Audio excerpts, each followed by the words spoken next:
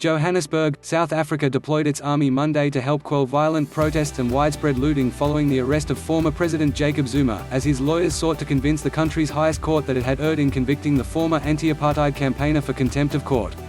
Hundreds of angry residents ransacked shops and malls, torched cars and blocked major roads, bringing public transport to a near standstill in Mr. Zuma's home province of KwaZulu-Natal and the economic capital, Johannesburg. Others, many armed with sticks, marched through downtown Johannesburg and the city of Durban. There were reports of live bullets being fired at police. Last month, South Africa's Constitutional Court sentenced the former president, who resigned in 2018 under pressure from his own African National Congress, to 15 months in prison after he refused to testify at a government-mandated commission investigating allegations of widespread corruption during his 9 years in power. He was arrested on Wednesday after failing to hand himself in to the police within the mandated 3 days. While the initial reaction to Mr. Zuma's arrest was muted, protests grew in KwaZulu-Natal over the weekend before turning increasingly violent and spreading to Johannesburg on Sunday.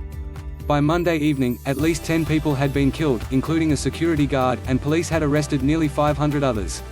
Over the past few days and nights, there have been acts of public violence of a kind rarely seen in the history of our democracy, President Cyril Ramaphosa, Mr. Zuma's successor, said in an address to the nation, reading out the names of those who died in the unrest.